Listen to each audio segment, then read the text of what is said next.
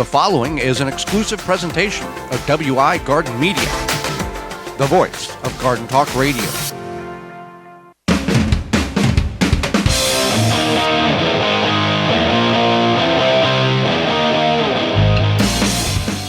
Coming up on the program today, we're going to discuss 5 keys to a better garden next year, as well as fall cleanup, what you clean up, what you leave alone. And our guest is Leo Carver will be with us, and will answer your garden questions. The hour is full, so join us. You are listening to the most informationally packed hour of garden-focused radio in the country and on the internet with your host, husband and wife team Joey and Holly Baird. This is the Gardening with Joey and Holly radio show. And welcome to another edition of the Gardening with Joey and Holly radio show. Happy to have you along. I'm your host, Joey Baird. Beside me is my wife, co-host, best friend, and gardening partner, Holly Baird. This program is for you, about you, to help your garden grow better, to maintain your landscape, grow healthier trees, make your grass look greener, as well as preserving what you grow. Happy you're tuning in.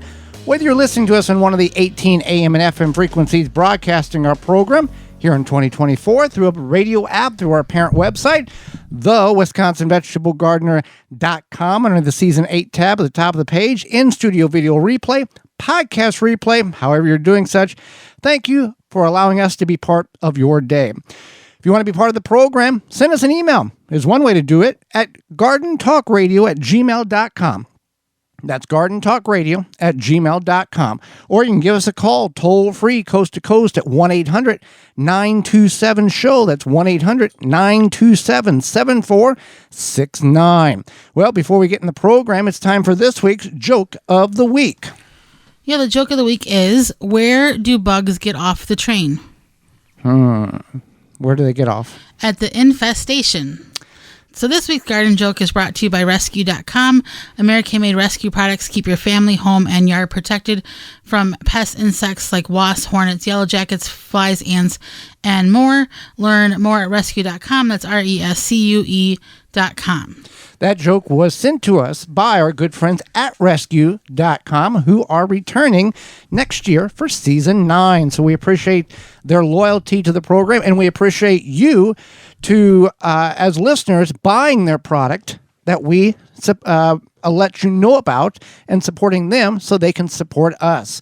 We have a lot of great companies that we do a lot of hard work and hourless, timeless work in order to obtain the reputation and the sponsors that you hear on the program throughout the hour. So let's get in the program, Holly, and we're going to discuss 5 ways to improve your garden next year. Though this year is still happening, some I've seen on social media that, why is this happening? My garden's terrible, worst year ever. Variety of different, your mileage may vary based on where you're at. Too much rain, not enough rain, fill in the blank. So we're going to go over some things here that we can either reflect on this year and alter for next year, or include next year in order to make our great garden this year even better. Yeah, so first one is, just your knowledge, take from your experience. So maybe you learned that you didn't like a certain variety of plants, or you learned that there was a low area in your yard, and now you know that, so you can either build it up, and that low area was causing some like flooding or pooling, and now you can build it up a little bit to help prevent that. That is the case. Even if you think you have good drainage, what you want to figure out is, do you really?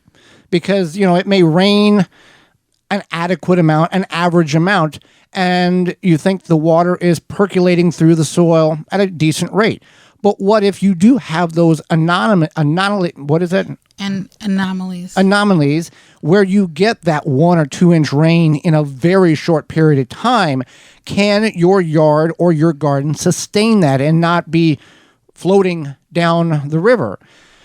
So there's ways in which you can test your soil and see how quickly the drainage occurs. You can dig a hole about 1 foot deep and pour a 5-gallon bucket of water. How quickly does that 5-gallon bucket of water go into the hole and percolate through your soil? If it sits there for a long time, you got a very dense soil. You got very clay soil. Clay soil is not evil. There is a lot of nutrients locked up in it. You have to figure out how best to break that apart by amending it with compost. If your soil if you're putting that water in the hole with a 5-gallon bucket and it's going down and disappearing quicker than it comes out of the bucket, you got pretty sandy soil. So you're going to have to add something, because that's not good either. That's the opposite side of the spectrum, that you're not retaining that moisture in which you need for grass, trees, and shrubs or vegetation in your garden.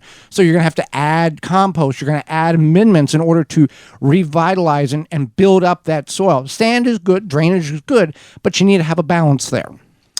Right. So there is some knowledge there. Speaking of soil, is your soil up to par? So you might think, okay, yeah. I don't usually use sports acronyms, but I guess I did today, or sports analogies. So maybe you think your soil is lacking something, and maybe you've never had a soil test, or you think you need a soil test, then you might need a soil test. If you think that you're having a common problem among your plants, like yellowing, or like curled leaf, or not enough blooms, you feel not enough blooms, or the roots don't seem like they go very deep, you might need a soil test. Soil test from soilsavvy.com. They can give you, you get the unit, you get the little box, and it tells you how to do it. You send it off, and they email you back 16 points of analyzation on what you need to do, what you need to stop doing, and how you get your soil where you need it. Soilsavvy.com. And by figuring that out, then you can have a better garden. And the other thing is your soil up to par? There is situations where there are problems, such as the jumping worm. There are situations where there are problems that an infestation of an insect or a microbe gets in the soil and can start causing problems beneath the soil and not on top of the soil. There's problems that you may not know that you have done, but you have you have accidentally incorporated or introduced into your garden chemicals. Weed and feed. Pay somebody to do your lawn, or you do it yourself with a chemical weed and feed. You've mowed the grass, you've composted the material, it looks great, looks like the stuff you get at the store, you put in your garden, and that active chemical in it, that 2,4-D, that broadleaf herbicide, is still active, and it is destroying your plants, your eggplants, your bean plants, anything with broad leaves, your tomatoes, anything, and it's curled and it's disformed them, because that's what that chemical does. That gets rid of the lamb's quarter, the dandelions, those things in the lawn that people don't want, so they can have that pristine lawn. So there is a way of remitigating your soil, but it can take years. We did a talk a handful of years ago at a local library, and somebody came up and said, hey, this is what's happening to my garden, exactly what I described to you. And we said, okay, we started processing what do you do? What do you add? Well, we add compost. Where do you get the compost from? Lawn clippings. What do you add to the lawn? 2,4-D or weed and feed. They had massive amounts of compost in which they had incorporated the lawn clippings in from their lawn, in which they had chemical treatment on, and it has ruined their garden. They had yards and yards of compost was mixed in with this. So there is ways of remitigating it. It's a timely process, but it can be done. But let's not do it so we don't have to go around and be reactive. Let's be proactive and not introduce chemicals into our garden if you are using it in your yard. I agree. So that brings me to the next one, is think about varieties that you want to plant. So maybe you this was your first or second year gardening, and you planted a variety of tomatoes, a variety of peppers, a variety of XYZ. And you're like, you know what? I really didn't care for this particular variety of whatever. It tasted terrible. Yeah, it tasted terrible. Or like, maybe you don't like green tomatoes as much as you thought you did. When some people, and here's the thing, like giant white tomatoes, I think they're incredibly sweet. Other people who I've said, hey, try this, they're like, these are terrible. Yeah. So that's another thing, is you may have, went out on a limb and tried a few different things, and now you want to pare that down, and that's okay. And or maybe you're like, this is my first year gardening. I kept it pretty straightforward. Now I want to try some other things and try some new things that I've established some skills. Farmers markets. Now is the time, the prime time for every summer crop to come out of your garden. Farmers markets have them. This is a time in which if you want to explore varieties, go to your local farmers market. See what they have. Go, I didn't know there was a purple tomato. This is black crim. It's delicious. I'm going to grow this next year in my garden. Or this particular cucumber. Or this particular pepper. Whatever the case is, this is the time to go and you can buy one, see it. And then if it's good, let's say it's the pepper and you like habanero pepper. You didn't know you like habanero. Habanero is very hot pepper. Save the seeds from the plant, from the pepper that you got from the farmer's market, and you've already got your seeds for next year. There you go. All right, so then the other thing is will you expand? Will you decrease? Maybe you're going to add more containers. Maybe you're going to do like a soft launch, expanding by adding more containers. Maybe you don't like exactly where certain things are in your garden. You have an option. Your neighbor's not, you can't move your neighbor. You can't move your neighbor. But maybe you realize now, like, hey, hopefully you didn't, build raised beds, but maybe you think about where you want to possibly move something or you want to add something. In that situation, it's a good idea to kind of plan that now, especially as we move into fall. You're going to start losing the leaf coverage on the trees, so you can make the decision before then to see what kind of sun you might have. So with that being said, Walton's also has the ability in which can offer you things at a coupon rate. And we are happy to announce that they will be returning next year for the 5th consecutive year here on the Gardening with Joy and Holly radio show because of you, the listeners. Yeah, we're really happy about that. So we were brought to you today by Walton's. Listen, we know you care about where your food comes from, canning and preserving your fruits and vegetables, but what about the meat? Tell me about that. What about the meat? At Walton's, you can get all the equipment, seasoning, and supplies to make sausage, jerky, and any other meat product your way to your high standards. They also have meatgistics.com to help educate people on the hows and whys of meat processing, as well as a community of almost 15,000 users who will give their opinion and guidance on meat processing issues. You can go to waltonsinc.com to use code GROW50, that's GROW50, to save 10% off your orders of $50 or more, waltonsinc.com. And some of you are not interested in game processing, but we are getting into or very close to the hunting time of year. So if you've got loved ones or friends or neighbors who do that, and you want them to do it well and correct and have the right tools, waltonsinc.com is the place. They have thousands of pieces of equipment that will help that particular situation out. Again, that coupon code is GROW50, GROW50. You can find all those coupon codes at our parent website underneath the Money tab at the top of the page, and that website is thewisconsinvegetablegardener.com. Hang out with us when we come back. Fall cleanup. Do you touch it? Do you clean it all up? We'll go over all that. You're tuned in to the Gardening with Joy and Holly radio show. Got a question for Joey and Holly? Send it via email anytime to gardentalkradio@gmail.com. Garden like a pro in 3 easy steps and receive customized fertilizer recommendations for your garden or lawn. Soil Savvy helps you determine what nutrients your plants need to thrive. Never again over-apply nutrients they don't need. A patented process that makes you a smart gardener. To get your soil test kit, go to mysoilsavvy.com. Happy 65th anniversary to David J. Frank, Southeastern Wisconsin's leading landscape company. Their award-winning services include everything from lawn care, landscape maintenance, design, construction, renovation, irrigation, sustainability, and more. Big or small, let the experts at David J. Frank handle the hard work for you. Find out more at davidjfrank.com.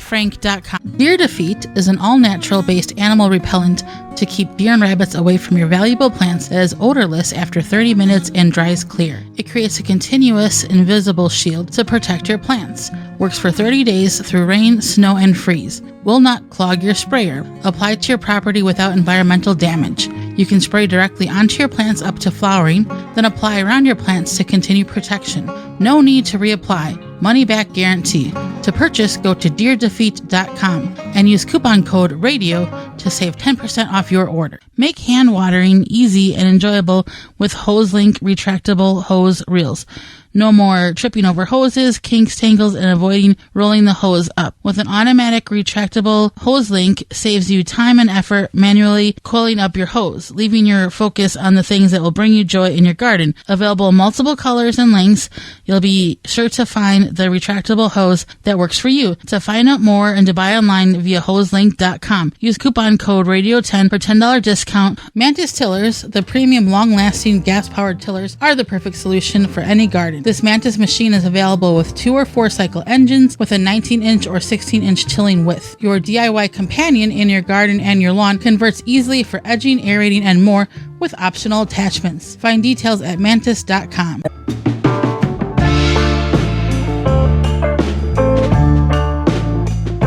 Welcome back to the Gardening with Joy and Holly radio show. Thank you so much for allowing us to be part of your day. Moments away, fall cleanup. Do we touch it? Do we leave it be? We'll go over that, but first, a word from our good friends, our bee friends at Honey Bee Healthy. Since 2000, Honey Bee Healthy Inc. has helped beekeepers maintain healthy and thriving hives. Attracting pollinators to your garden this year is simple as hanging a hummingbird feeder with a mixture of sugar water and Honey Bee Healthy Original. Don't be alarmed to see birds, bees, and butterflies dining together at the feeder. Pollinators coexist peacefully. Honey Bee Healthy Inc. is offering a 10% discount on an 8-ounce bottle of Honey Bee Healthy Original to the show's listeners. Enter discount code BEEGARDEN. That's BEE Garden at checkout. For more information, mixing instructions, and more, go to honeybeehealthy.com. So we are going to be getting into the very quick and short period, which is called fall, in most or in a lot of the portions of the United States. And we see this in the spring. It goes from winter, we get like 23 hours of spring, and then it's hot and it's summer. Fall is kind of hit and miss, the same thing. Oh, it's a beautiful 60-degree day. Oh, it's beautiful. Oh, it's snow tomorrow. So clean up. Do we want to clean up? Do we want to leave it be? What do we want to do? What's the best thing? Some people simply, there's no discrimination towards you as a homeowner, as a renter, as a property owner. You do what you feel is best on your property. Now, there are people in the industry who say this is what you got to do. If it's not done this, you're wrong. You're a terrible person. We are just going to share with you some tips that you may choose to take and use that will help benefit your property in this fall, winter, and spring, and into next year. So, remove spent plants and debris. Yeah, so anything that might have been diseased, you do want to put that in the trash. You don't want to compost that. But if it's not diseased, if it wasn't diseased or has any sort of problem, you can compost any other dead plants, or you can put them out to be compost. Most things you want to trim off to the ground, or you can just pull out. So if you have like a super thick, plant that you're like, I don't feel like pulling that out, you can just trim it to the ground. But anything else, you can go ahead and pull it out. So when we say put it in the trash, physically, we mean put it in the trash. If you are in the country or in a very rural area, you can take it and throw it over the hill or, in the, wherever you want to put it, in back burn pile. If you're in a more urban setting, we don't want to put it in the street for the city to pick up. We don't want to put our own compost for you to use. Much like we talked about in the first segment, certain spores of certain diseases, if kept warm enough over the winter months, stay alive and will be reintroduced into your garden at a much earlier rate than what they currently or normally may be through airborne distribution. By putting them in the trash, they're gone. If you do not get all of, let's say, late blight on tomatoes, if you don't get every little scraggle of leaf or tomato that has been infected out of your yard, out of your garden, it's not detrimental to the health of your garden. Those spores cannot survive that cold, harsh winter that many of us experience. But if it was to be introduced into your compost and you're composting correctly, then those spores, that disease, has a way of staying alive throughout the winter months. Correct. So you want to get your compost cooking. So if you don't have to necessarily get it cooking if you're doing like a cold compost, but a lot of this plant debris or weeds or grass clippings, as long as they're not been sprayed, you can go ahead and get that into your compost, and it's going to do its thing over winter. Now, if you are doing a hot compost, that would be the balance you want to figure out. But either way, it's a good time to add all of this to your compost. Another tip or idea is to, plan out a new garden bed. And we kind of talked about this in the last segment. But you can kind of get an idea. And if you want a few extra grass clippings for your compost, you can Clean grass clippings. You can mow the area where you might think about having the garden bed, and it could give you a good visual. Or you could even just lay out some compost there to get the soil prepped.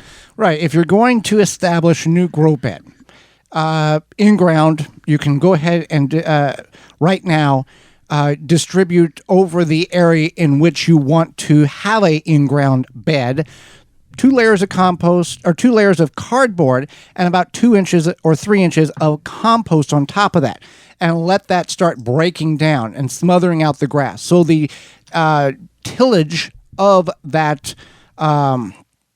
area will be much easier next spring than what we did 15 years ago. Was we went in the backyard and started digging the grass over, which was not the most enjoyable thing. Now, if the grass and the roots are all decayed and dying or dead, it makes the flipping of the soil much easier. You can do the same thing if you're going to put a raised bed in that area. Go ahead and put some compost down. If you don't have the compost at this time of year, or you don't want to go purchase it, which may be at a reduced rate in bulk because they're wanting to get rid of it, or even in bag, you can put the cardboard down and lay some debris on top of it, logs, wood, rocks, in order to begin to get that grass to smother out underneath it. So you have the limited opportunity for those weeds or thistles or difficult grasses to grow up inside of the raised bed and cause havoc on your vegetation. Yep. So then I just want to make sure we do touch on this real quickly. I know we talk about growing garlic, but don't forget it's fall. Yep. And you want to plant your garlic. So just a little reminder there. And then, so you want to use, so next idea is to use your fall leaves. A lot of people don't think about using their fall leaves. I know we've talked about it a lot. We talk about it all the time, but just a reminder, you want to use your fall leaves. You can put them over your garden bed. You could even rake them up and use them, save them for mulch in the spring.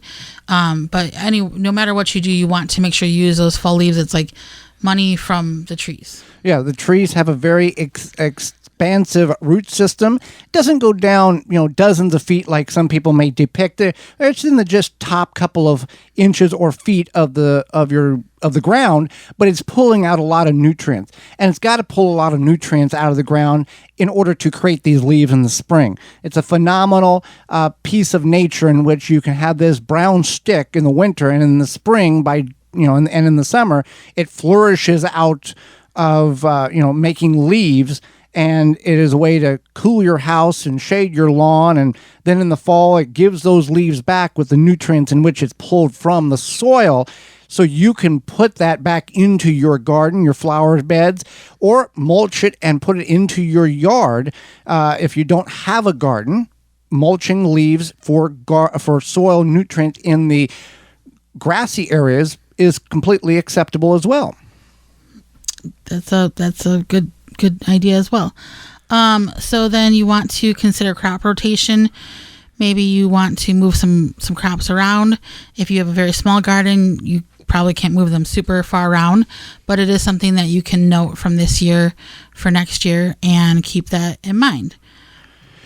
Crop rotation, what does that mean? Well, if you've got tomatoes in a bed, let's just go raised bed because that's an easier description here. You got a 4-foot by 12-foot raised bed. You had tomatoes in it this year. Do you want to put tomatoes in it next year? You don't, not necessarily. Now, we have planted tomatoes in the same bed 2 years in a row.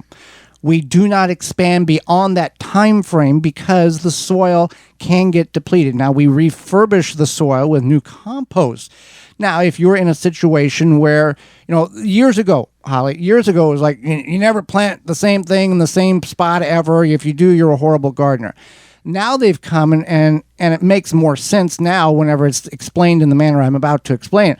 If you got that 4-foot by 12-foot bed and you have 20 tomatoes in it, and you've had a great crop this year, and you plant them again in that bed next year, and a pretty decent crop. If you go in that bed the third year and put 2 or 3 or 4 inches of compost, new compost, on top of the old compost and replant again, there's a pretty good chance you're going to have a phenomenal crop of tomatoes again. It's the issue comes whenever you have a bed in, for example, of tomatoes, and you get a problem, a disease that then gets in the soil. That's whenever a maggot or a slug issue, something of that magnitude, where they have now, or a tomato hornworm, they are in the soil itself. Then that's whenever the time is, hey, I've planted tomatoes in this spot multiple years and refurbished the soil with more compost, and all of a sudden I got hit with everything. I need to move these tomatoes to the farthest away bed that I have or grow space that I have, and let that bed plant something else in it for 2 or 3 years in order for everything to kind of reset itself. Yeah. You want to keep that in mind, the crop rotation and all of that. So another thing I want to mention was removing and maintaining your garden supports. So this is important. A lot of people don't always think about this, whether it be a trellis system that they built, tomato cages that they bought, even just something like a Florida weave where you have a bunch of twine to support the tomatoes and you're using like T-posts to support that. You want to make sure that you are looking at the if it's breaking down, especially tomato cages, they do break down over time, and maybe you can get creative to kind of repair them or find another use for them. But you do want to make sure that you are removing them from the garden, and if it makes sense, if you have something huge that you're just going to leave in there, that's fine too. But if it makes sense to remove them from the garden for winter, you want to remove them and then just kind of check them over to make sure that they are they're going to work for you the next season. Now, if you've got plants that are not diseased, let's say you've got some pepper plants or corn or sunflowers that have at the time of end of season has been, you've harvested the corn, the peppers are frost, and they're dead. Sunflowers, the birds have picked them clean. You don't have to wipe the garden completely clean and go, well, it's now bare soil, we're good to go next year. You can add the leaves like we talked about earlier. You can also leave some of this vegetation, though it's dead, you can still leave it in the garden for good insects, bad insects, to allow them to have a place in order to live over the winter. When you wipe everything clean, you're telling nature, hey, we'll restart in the spring. Maybe things will be good. When you leave certain things, the leaves, when we brought leaves in our garden, we would mound 2 or 3 foot tall mounds, windrows, if you want to call, or, little rows of leaves. And by June, they would all be broke down. But what my point is, we put them in, let's say October, November, we put these leaves in. We would go we would go late November, early December. If there wasn't any snow on the ground and it was just cold, we could go to those leaf piles, pull them up, and we would see the mycelium, and we would see the fungi, and we would see worms and bugs and creepy crawly things all amongst underneath the leaves next to the soil level. They were hibernating and using that as a habitat in order to survive over the winter, and it gave some place for them to go. You're going to have good bugs. You're going to have bad bugs. That's called an ecosystem. You can't have all good bugs, and if you have all bad bugs, you've got a problem as well, because you're using something to kill everything, and the bad bugs are stronger than the good bugs. So bring those leaves in, leave some of that standing vegetation that's not been problemed by disease, and allow the insects to hibernate and habitate into your garden so you can have a better start next year. Well, summer's in full swing. It's hot in a lot of places, Holly, and the Japanese beetles are wreaking havoc on many of our gardens. If you're looking to successfully control beetles without damaging the environment, look no further than Beetle Gone from Phylum Bioproducts. Derived from a naturally occurring soil bacteria, Beetle Gone is the only organic solution that successfully controls beetle invaders. Just mix the powder with water and spray on your plants. Once ingested, the targeted pests will stop feeding and die. And since it's an organic BT product, you know it's a great choice to use on your fruits and veggies in addition to your ornamental flowers and trees. The best part about Beetle Gone, it works, and it does not affect beneficial insects such as bugs, such as ladybugs, butterflies, and bees. And it has no water toxicity. You can find it at beetlegone.com. That's beetlegone.com. Hang out with us when we return. Leo Carver, author, will be with us. Leo Carver, author, will be with us. You're tuned in to the Garden with Joey and Holly radio show. Have a garden question? Give Joey and Holly a call now or anytime 24/7. Just dial 1-800-927-SHOW. If you can't get through, leave a message and they will call you back. Call now 1-800-927-SHOW. Take the guesswork out of composting with the AeroBin 400 or smaller 200 for easy composting. The AeroBin mimics how nature decomposes waste. The AeroBin is easy to use. You prepare your balanced organic waste, just open it up, drop it in, and close. After a short time, fertile compost is produced, which is easily accessed via the lower side door. The thermal insulation in the AeroBin conserves heat, leading to rapid breakdown of the biomass and works efficiently year-round, even in cooler regions. There is no need to turn the biomass, and it is patent rodent resistant. It has little odor and can kill annoying weeds and seeds. It is BPA free. The AeroBin 400 or 200 comes with a reservoir at the bottom to collect the leachate. When diluted, makes for great compost tea liquid fertilizer. AeroBin composts kitchen and garden waste quickly. Easy to assemble with no special tools needed. The AeroBin makes composting rewarding and easy. Go to burpee.com or homedepot.com to purchase. Protect your plants from damage with the 3-in-1 Plant Guard and Special Blend Fertilizer. Visit ivorganics.com. Use promo code RADIO10 to save 10% off your order. Are you ready to take control of your home's comfort? With Mr. Cool DIY Direct, empower yourself with our top-notch do-it-yourself cooling and heating solution. Introducing the Mr. Cool 4th Generation Mini Split, the DIY-friendly way to keep your home perfectly comfortable all year round. Our systems come with everything you need for installation, including our patented pre-charge line sets, eliminating the need for expensive professional help. Visit MrCoolDIYDirect.com to learn more and to take the first step towards a cooler, more comfortable home. Don't forget, use promo code GARDEN for a special discount and free nationwide shipping. Mr. Cool DIY Direct. Cool your house, heat your space, all by yourself.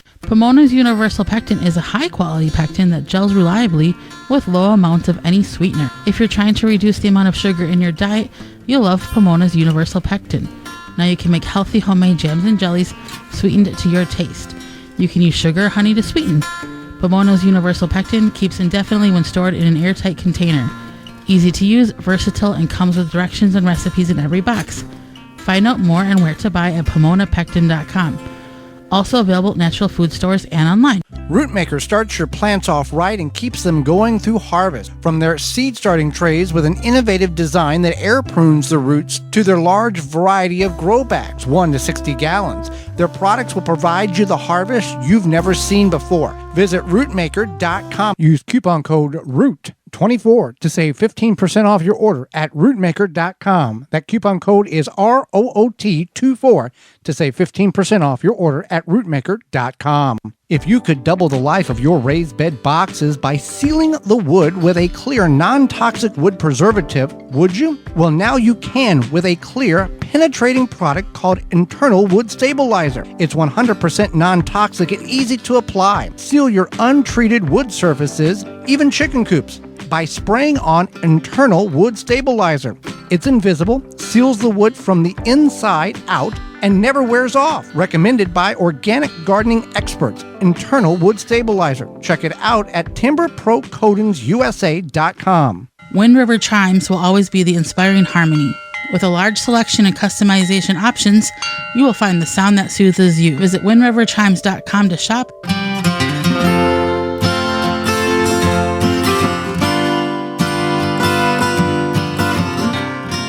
Welcome back to the Garden with Joey and Holly radio show. Happy that you've chose us to be part of your day. Holly, let's go to the hotline and bring in our guest for this week. Leo Carver has been involved in teaching and promoting holistic wellness techniques for the past decade. Leo serves the community by teaching others about the powerful healing practices of meditation, yoga, Ayurveda, natural herbalism, and more. He has taught classes and retreats on these subjects in front of audiences from all walks of life, with a talent for making these subjects relatable and accessible. His book is Growing Consciousness, The Gardener's Guide to Seeding the Soul. Welcome to the program, Leo. Oh, hey, thank you for having me. Well, thank you for taking time out of your day, not only to educate Holly and myself, but all of our listeners. So many people don't know what Ayurveda is. Can you, give a brief rundown of what Ayurveda is? Well, I'll try my best anyway, right? So Ayurveda is a 5,000 plus year old medical science that comes from ancient India. It primarily deals with, it's really a holistic science, but it deals a lot with diet and lifestyle choices and things like that to bring about a balance, between mind, body, and spirit, and promote the best health qualities within yourself. It's based on this principle that essentially if the body is within balance, and everything is flowing correctly, you will experience perpetual health. And then it can heal itself. And it's a sister science to yoga. Yes, definitely. Yes, a lot of the source material is similar, if not the same, and yoga is very much a part of Ayurveda. Well, what brought you into the gardening and holistic wellness genre? Was it something that you found early on in life, or was it like an aha moment later on, like, yeah, this is where I need to be? That's a good question. It actually, I could say both in some senses, because when I look back on my life as a child, I was always drawn to nature. And always, even before I really had a full concept of what it meant, always drew some kind of spiritual kind of oneness or freedom, if you will, that I felt while out in nature. I spent a lot of times outdoors and to myself, and speaking to God, if you will, and kind of just, I don't know, it's always been that kind of scene for me. And communing with nature in different forms. But in terms of where I am now,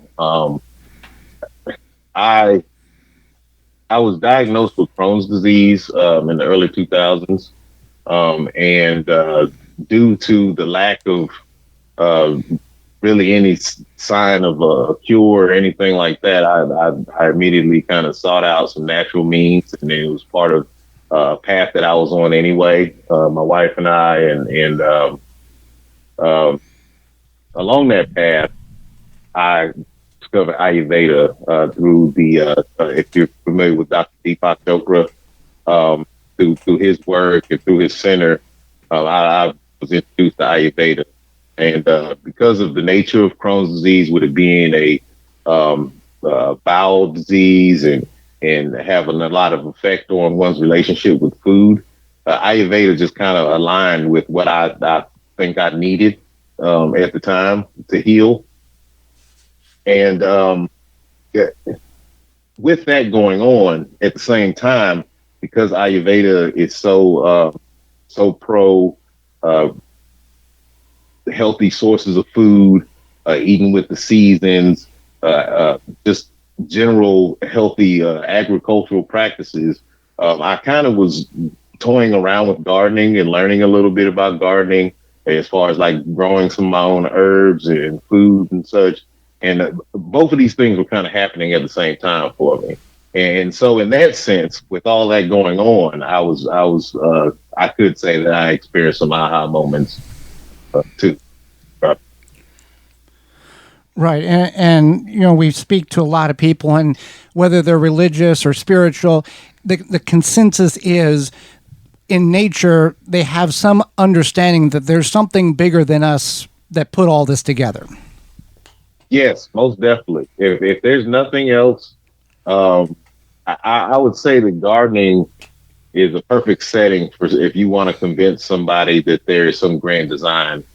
Because if you just look at the way that things fit together and the way that life is produced from seed, and you really pay attention to that process, there's so many parallels to life and to our general sense of being and oneness with everything, I would say.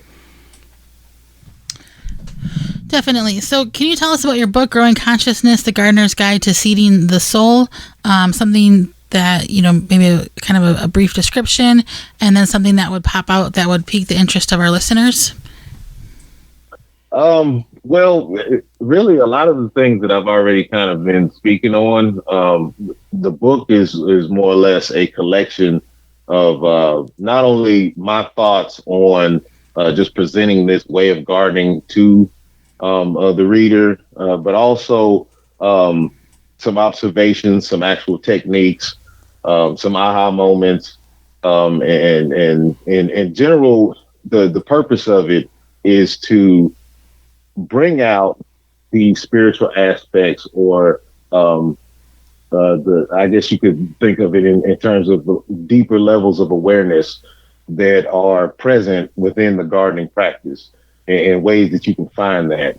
And so in the book, I wrote it with people from the wellness side of things in mind, more so because that's more so my wheelhouse, and trying to introduce them into gardening and using that as another a way of finding that mindfulness space within their life.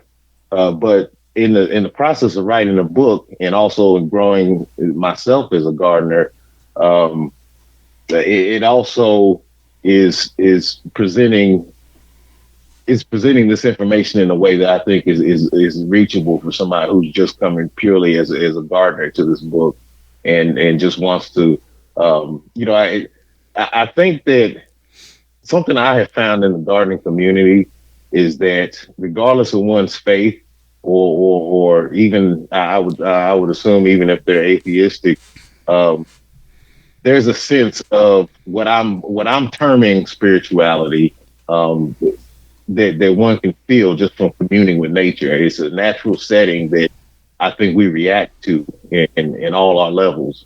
And I try to capture that in the book as best as I could, or at least my take on that, and how one can cultivate those things and bring them into their lives more. Well, for people, we've got people listening all over the country and on podcast replay who whenever you were diagnosed with the Crohn's disease, what was your mindset? Was it like, did you have, pity yourself for a little bit and then said, okay, we got to figure out what's going on? Or was it one of these things that some people may think, I have it for a reason, now I got to figure out what that reason is? Again, a little bit of both, honestly, because I think it's natural when you're going through something that's serious, and especially the way that it happened in my story and so many that I've heard. I dropped weight drastically really fast, and they didn't really know what was wrong with me. So of course there was this period of panic there. Mm-hmm. But as somebody who has always kind of been spiritual in that sense, or always tried to look at some of the deeper meaning behind the things that I was experiencing in life, I naturally kind of saw this as that too. Where's the lesson in this? What is it that I can do? What is in my control, at this moment? And that's not an easy space for everybody to find when they're experiencing something like that. But thankfully, I did kind of get that mentality about it pretty early on. That's great. So you do, you teach about the holistic wellness. What is something that you learned while you were teaching others? The power of the calmness of mind, I think, is something I would say that I've learned not only for myself, but in seeing what it produces in others. And it's actually one of the things that I think the garden can really help with, is producing a peacefulness about oneself, and the ability to kind of observe in a relaxed way the things that are occurring in life. There's a parallel with that that you find in meditation and some of these other spaces. What I'm speaking about when we were talking about yoga and Ayurveda and all these things. You can find that in the garden, and I think if I had to pin that answer to one thing, I'd say it's the power that can give a person to really find stillness and a centeredness within themselves. Well, you talk about the mind-body connection in the garden. Whenever you're in the garden and you're in nature, what is the thing that calms you the most, that kind of resets you in life, that you can keep going? Because we all need that reset every now and then. Oh, yes, most definitely. Well, one of the things that I point out in the book and in some of the other works to where I parallel gardening to Ayurveda, Ayurveda is very big on, it's really based on this theory of the elements, the 5 primary elements, and this idea that those elements are present in us and in our outside world. And without going through a big full rundown of that, basically, all those elements are present in the garden, right? So, if I feel that I need a little bit of grounding because my head is foggy and my thoughts are racing and I have those kind of things going on at the moment, simply going barefoot into my garden, while I'm in there piddling around or whatever it is that I'm doing at the moment, being barefoot there, actually putting the soles of my feet to the earth and that having that connection, that's one thing. Sometimes it's just like the breeze blowing through the garden and it catching the scent of lavender or something that I have growing around. There's so many different things. It could be observing the different critters that might, be around in the garden, whether they're, wanted or not, but just observing them and kind of getting lost in that, their little world for a moment. And it kind of helps to just clear your head of everything that's going on. And, I think it does take some practice or some intention to see things with those eyes, but I think it's available to anyone to kind of tap into those moments. And I'll add one more. No matter what you're going through, somebody's going through something worse than you. Yes, and always remembering that. Yes, that definitely helps. Okay, so we definitely we've really enjoyed having you on the program. How can people find out more about you and your great information? Yes, I appreciate you all having me. I'm active on social media, primarily on Instagram and Facebook, just under Leo Carver.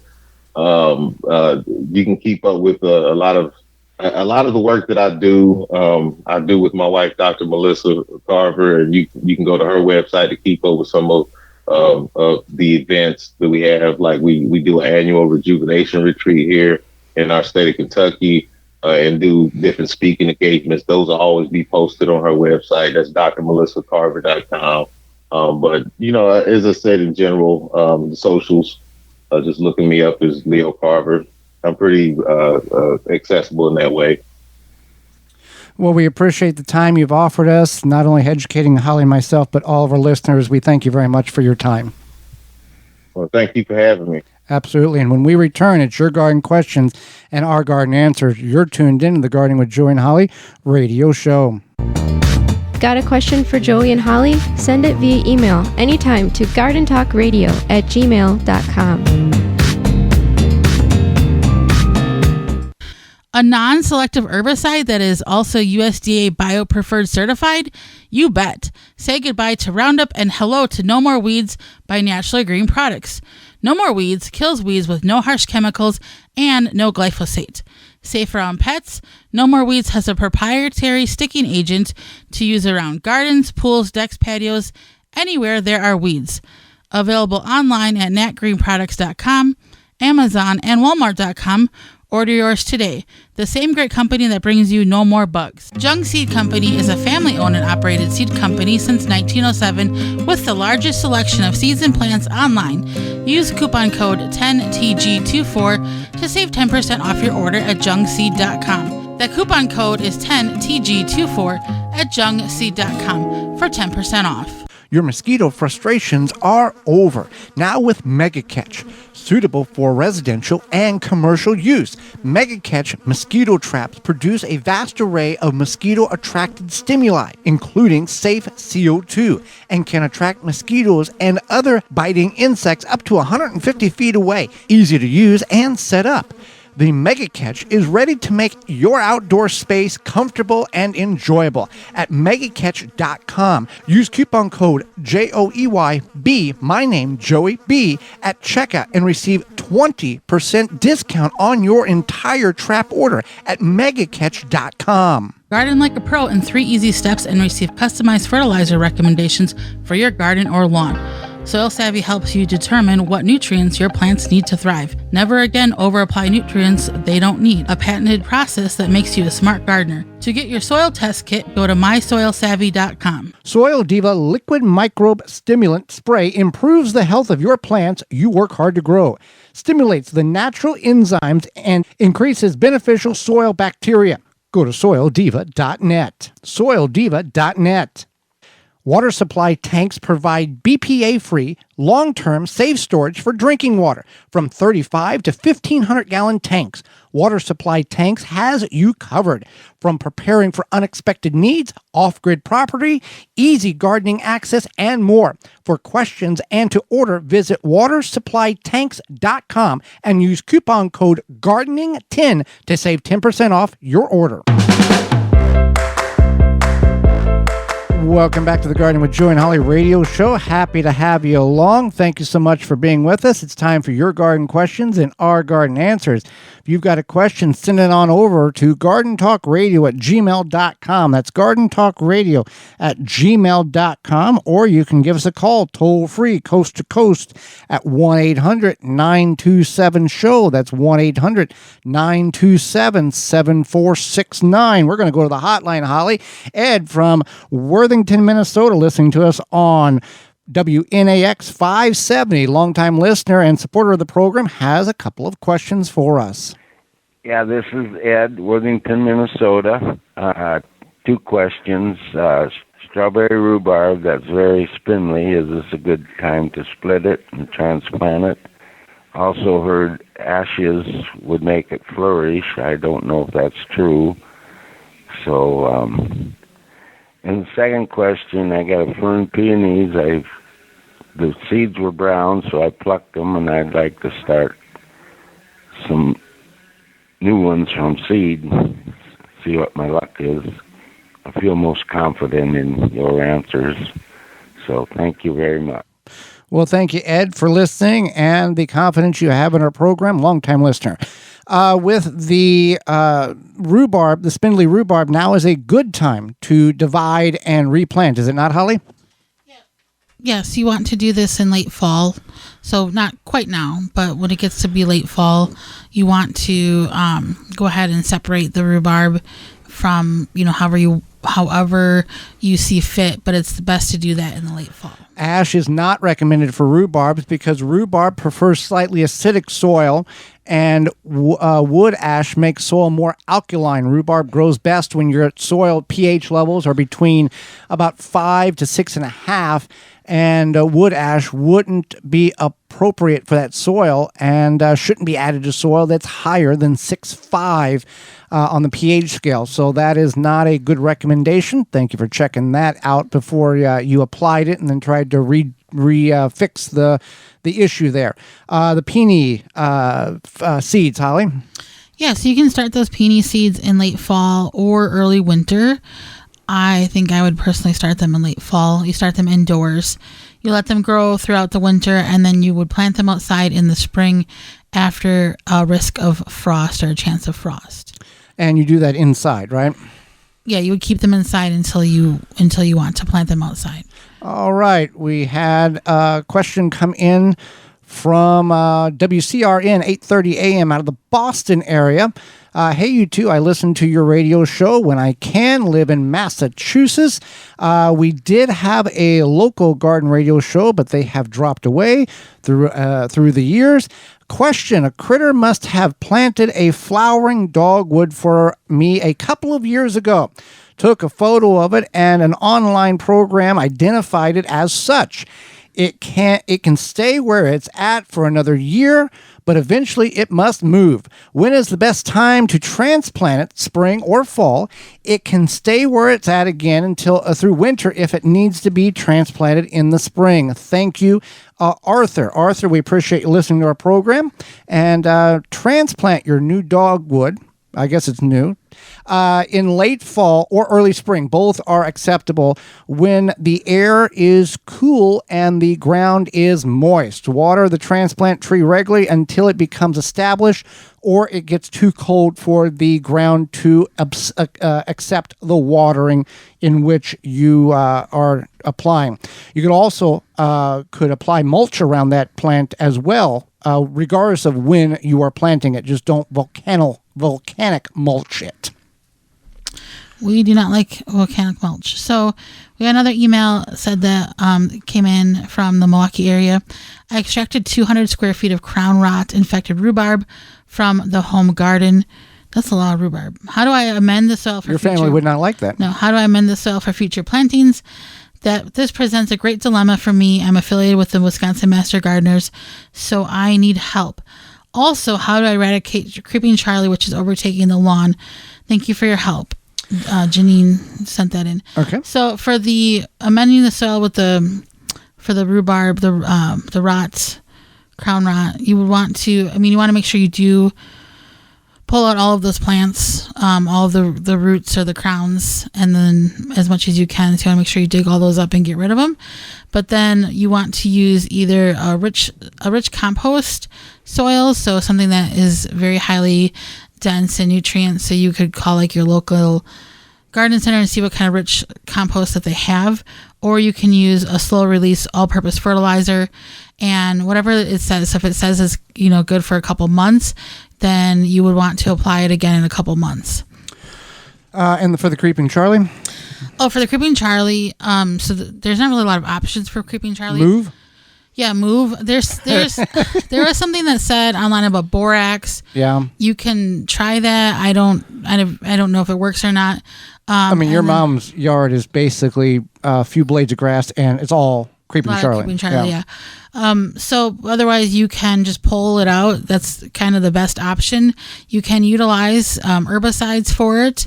I do not recommend that, but that's up to you. If it really irks you that much, that's an option. But it tends to be like pull it out. But it's extra evil because it has this underground rooting system, just like raspberries, and blackberries. They tunnel underground, and it's a terrible, terrible thing. All right, next question here. My tomatoes are finally coming in, yay! But I have picked off multiple hornworms from all the plants. I can't win. Any suggestions? Yeah, you want to get some garden seed, and you want to put bird seed, not garden seed, bird seed, and put in your garden. I would like some garden seed, please. Put in your garden, but put up higher. So put up like to the same height as where your tomatoes are. Okay, you get some tuna cans. Empty the tuna cans. Or like the bottom of a water bottle. Yeah, cut it so you have about an inch, 2 inches. Nail it to that post. Elevate it at the same height as the top of the tomato. I was gonna say a post. Use a post. And a wooden post. And you want to make sure it's at eye level kind of to the tomatoes so that these birds will come.